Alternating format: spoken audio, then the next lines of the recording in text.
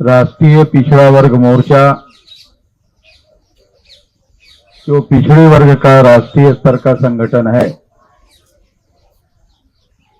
इस संगठन को आप लोगों को यहां से जाकर केवल एक काम करना है। जितने दिन तक सरकार गिनती नहीं करेगी उतने दिन तक ये मुद्दा जिंदा रहेगा, और अगर गिनती कर दिया तो मुद्दा खत्म हो जाएगा। तो बेहतर है गिनती ना ही कर ले। बेहतर है ये गिनती करने के लिए तो ये धरना प्रदर्शन है।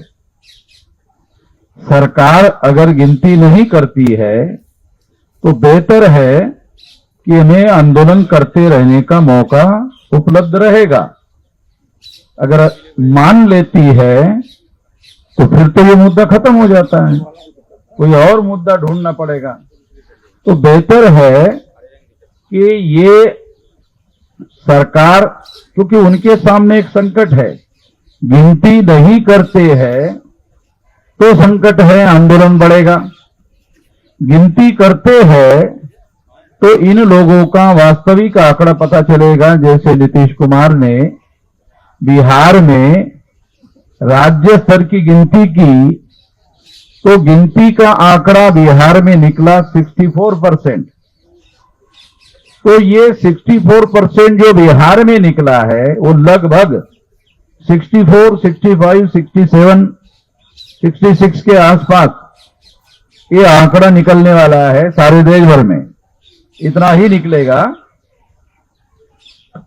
तो हम लोग मानकर चलते हैं कि ये 64, 65 के आसपास है, और अब हम लोग 52% के बजाय भविष्य में ये 64 जो बिहार में आंकड़ा निकला उतना मानकर चलते हैं।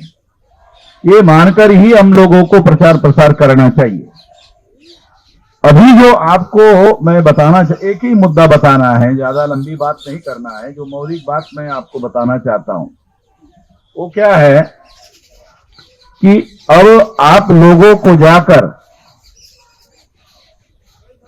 राष्ट्रीय पिछड़ा वर्ग मोर्चा की प्रत्येक राज्य में जितने जिले हैं उसमें कमेटियां बनाओ।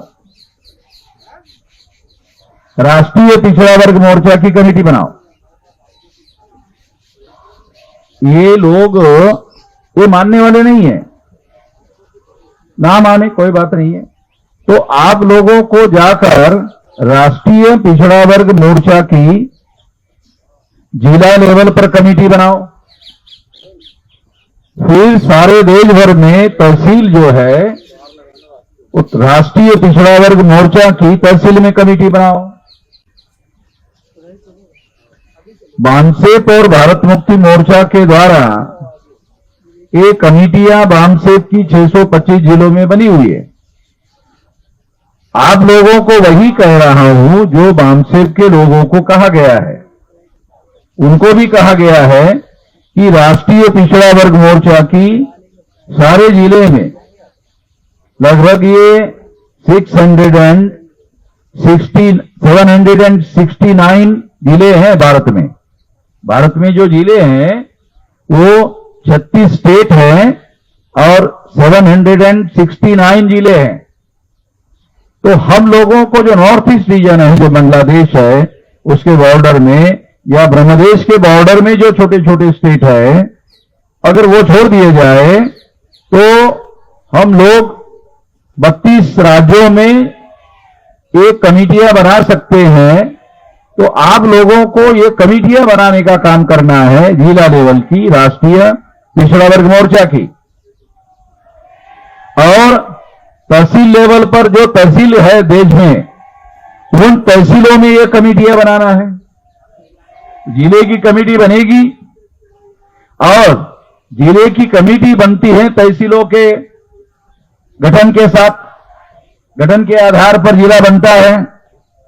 और अगर आपने तहसील कमेटी बनाई तो तहसील की कमेटी ब्लॉक और ग्राम पंचायत और गांव से बनती है। आप लोगों को ये बात समझा रहा हूं, बात को समझना जरूरी है।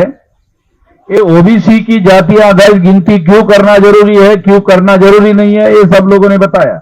इसको मैं बताने वाला नहीं हूं, इसको मैं रिपीट करने वाला नहीं हूं, तो आपको मालूम हो गया।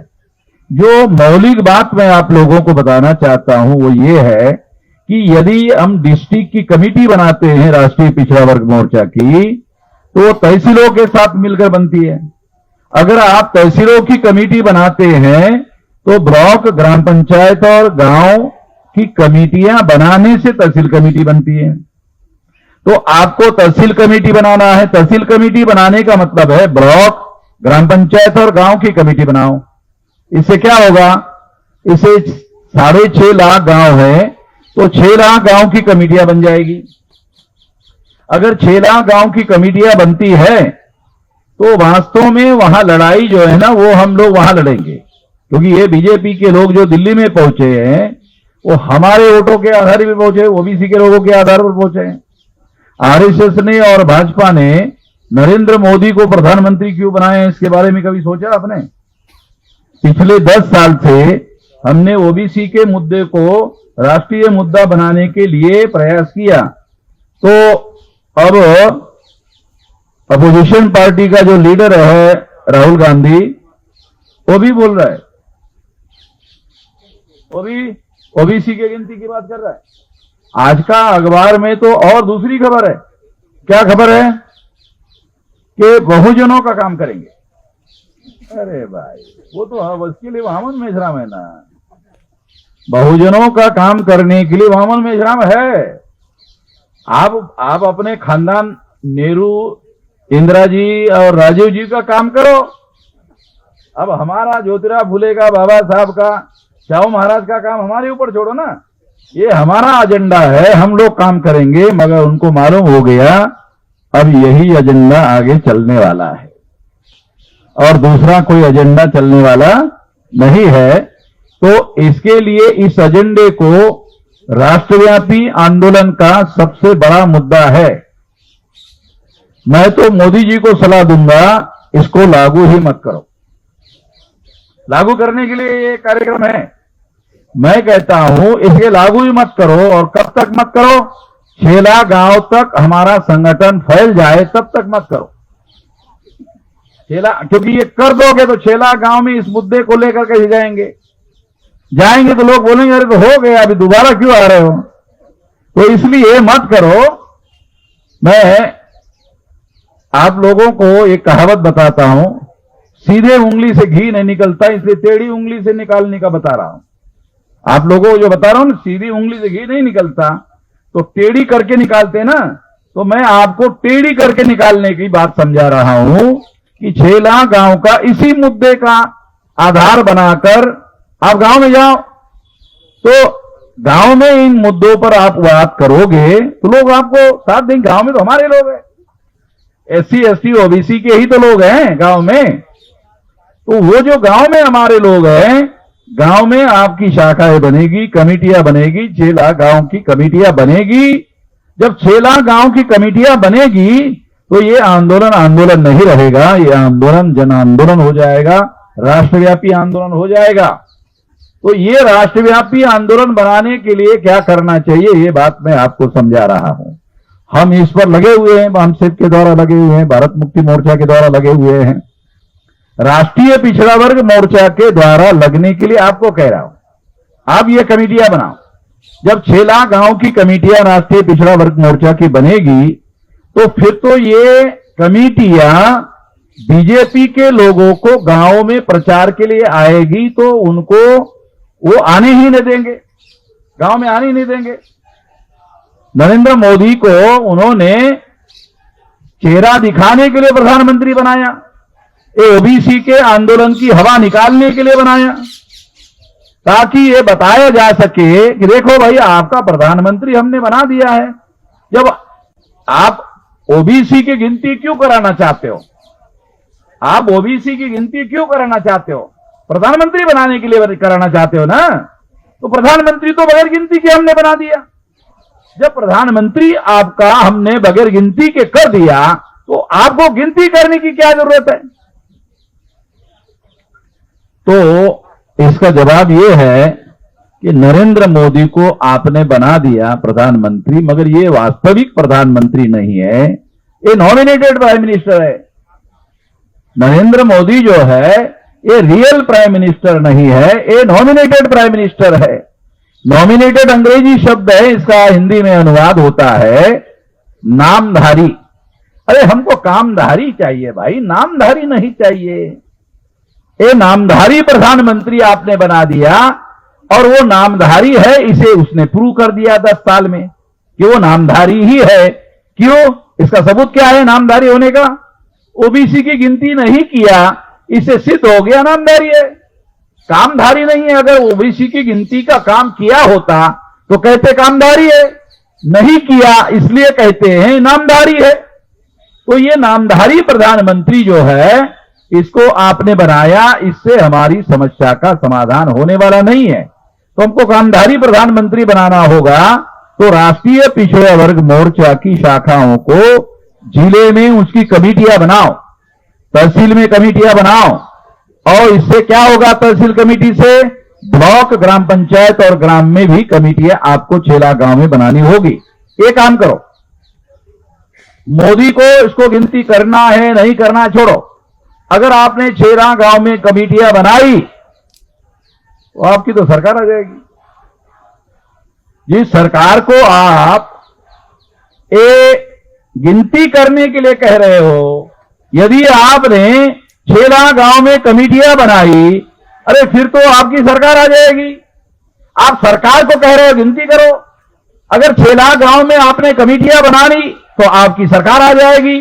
जब आपकी सरकार आ जाएगी तो आपके सरकार को आंदोलन करके बताने की जरूरत तो रहेगी नहीं। वो तो गिनती करने की जो बात, जो इश्यू बना हुआ है, राष्ट्रीय इश्यू बना हुआ, राष्ट्रीय इश्यू भी हमने बनाया नेशनल इश्यू भी हमने ही बनवाया। तो इसलिए इस मामले का हल हो सकता है। तो इसलिए आने वाले समय में हम लोग आंदोलन पर सबसे ज्यादा थ्रस्ट देंगे। अभी तक हमने संगठन पर थ्रस्ट दिया, तो अभी हमारा थ्रस्ट आंदोलन पर है।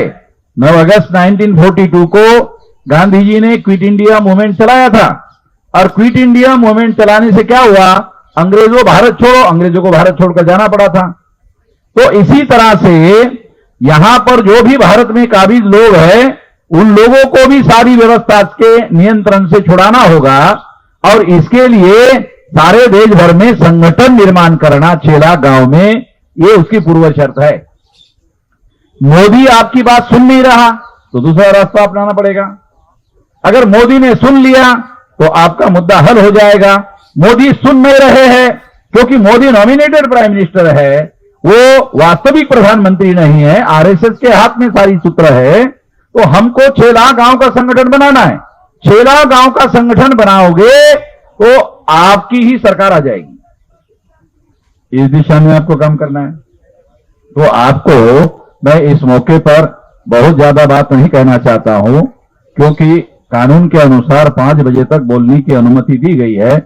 1 मिनट ज्यादा हो गया, तो 1 मिनट में ज्यादा ले लिया है अपनी बात यहीं पर, क्योंकि मैं कानून के पाबंदी का पालन करने वाला आदमी हूं, इसलिए मैंने 1 मिनट ज्यादा ले लिया। तो कानून के दायरे में रहकर मैं अपनी बात समाप्त कर देता हूं। आपने मेरी बात ध्यान से सुनी, इसलिए आभार, धन्यवाद।